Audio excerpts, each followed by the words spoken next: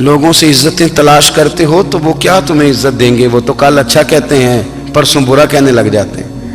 لوگوں کے سامنے گڈ بک میں آنا چاہو گے تو وہ تو سویرے تمہارے بارے میں کچھ کہیں گے، شام کچھ اور کہیں گے۔ اپنی روحانی زندگی آباد کریں، اپنے مسلح کو وقت دیں، اور دنیا سے چھپ کر، اس موبائل کو بند کر کے، اور اپنے آپ سے بھی چھپ کے اور تنہا ہو کے، چھپا کے سارا کچھ اپنے آنسو اپنے رب کی بارگاہ میں پیش کریں، اس کے حضور حاضری دیں۔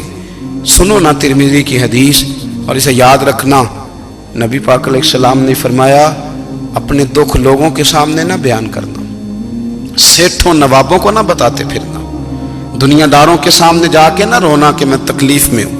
فرمایا اگر دنیا داروں کو دکھ بتاؤ گے رب تمہیں کبھی غنی نہیں کرے گا۔ اور لوگ ہیں کہ الٹا مذاق اڑائیں گے آپ کی، جس سے بڑی پکی یاری ہے نا، پکی، وہ تب تک پکی ہے جب تک آپ نے 50,000 مانگا نہیں، اور جس وقت آپ نے کہہ دیا کہ میں مجبور ہوں میری مدد کر، تو پھر ختم ہو گئی دوستی۔ لوگوں کی تعلقات آپ کے ساتھ تب تک ہیں جب تک آپ ان سے کوئی ضرورت وابستہ نہیں کرتے۔ کریم محبوب فرمانے لگے بندوں کے سامنے دکھ نہ بیان کرنا، اللہ تجھے کبھی غنی نہیں کرے گا۔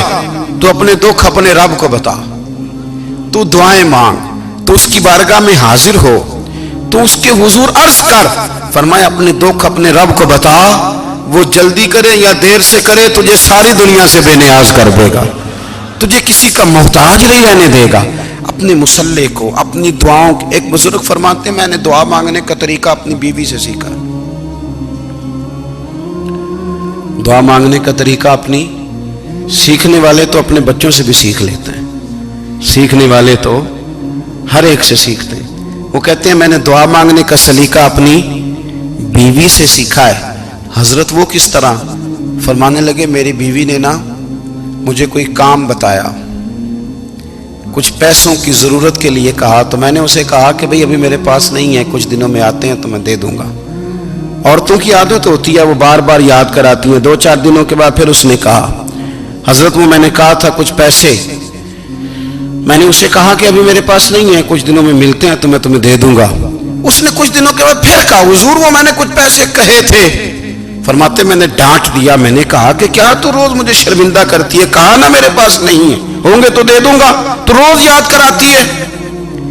فرماتے ہیں اس نے پہلے تو میری ڈانٹ کو سہا، پھر میرے سخت جملوں نے اس کی آنکھوں میں آنسو پیدا کر دیے، پھر اس نے اپنے آنچل میں اپنے اس دکھ کو سمیٹا، اور پھر اس نے ایک جملہ کہا تو میں رو پڑا، اور مجھے اپنے رب سے مانگنے کا طریقہ آ گیا۔ مجھے کہنے لگی